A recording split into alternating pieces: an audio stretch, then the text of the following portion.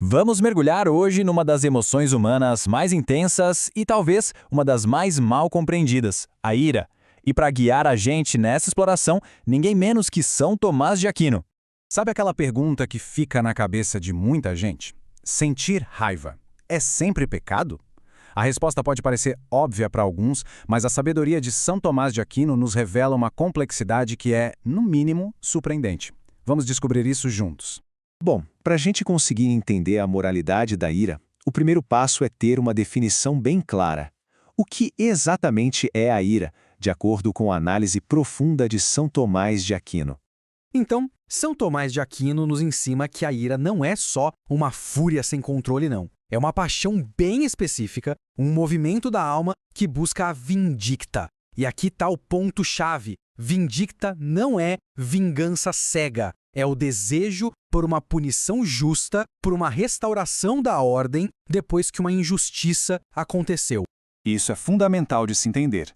A ira, na sua essência, é neutra. É diferente da inveja, por exemplo, que é sempre ruim porque é ficar triste com o bem de outra pessoa. A ira não. Ela pode ser boa ou pode ser má. Tudo vai depender do porquê e do como a gente se ira. E é exatamente isso que nos leva à ideia central desta análise. A possibilidade de existir uma ira que não só não é pecado, como pode ser, na verdade, virtuosa. É o que se chama de ira por zelo.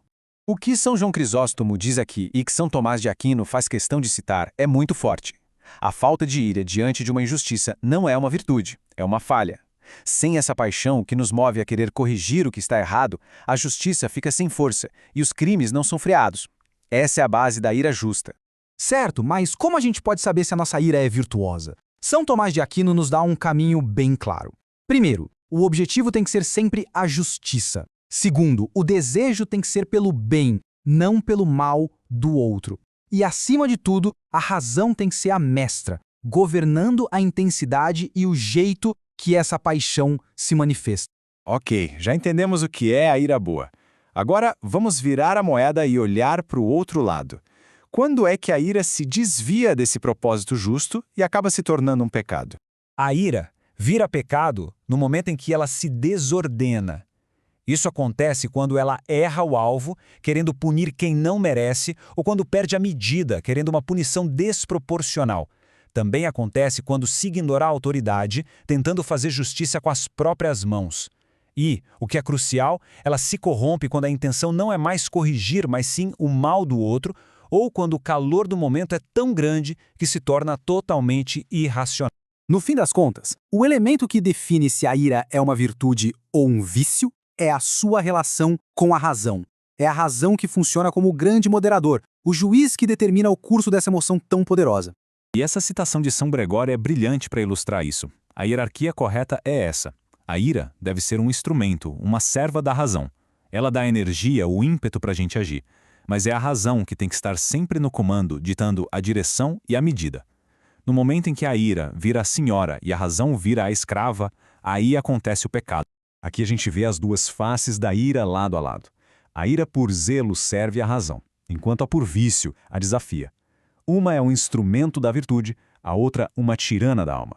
E aqui tem uma distinção sutil, mas muito importante. A ira justa pode turvar a visão da razão. Pense num soldado no calor da batalha. A razão dele está focada, intensa, mas não perdida. Ele age com força, mas por um propósito justo.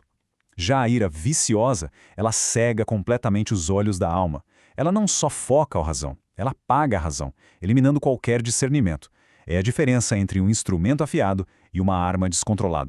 E São Tomás de Aquino vai ainda mais fundo na análise.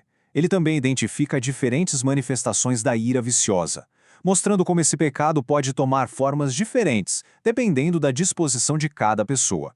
E essas manifestações se dividem em 3 tipos principais.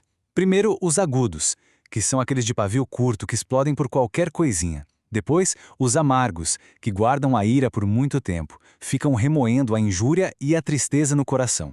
E por fim, os difíceis, que são obstinados na vingança e não descansam enquanto não aplicam a punição que desejam.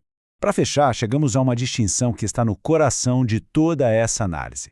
É uma linha tênue mais fundamental que separa a ira de uma paixão muito mais perigosa: o ódio. Olha, a diferença entre os dois não é pequena, é um abismo. A ira, mesmo quando é pecaminosa, deseja o mal da pena, ou seja, ela quer que o ofensor sofra uma punição por um ato específico. O ódio, por outro lado, deseja o mal da pessoa em si, na sua essência. A ira se dirige a quem cometeu a injúria, o ódio se dirige ao ser da pessoa. É por isso que o ódio é sempre um pecado grave, muito mais sério que a ira, que, como a gente viu, pode até ser uma virtude. Se este conteúdo edificou sua fé ou ampliou sua compreensão, curta o vídeo, inscreva-se no canal e compartilhe para que mais pessoas tenham acesso a uma formação sólida e fiel à tradição cristã.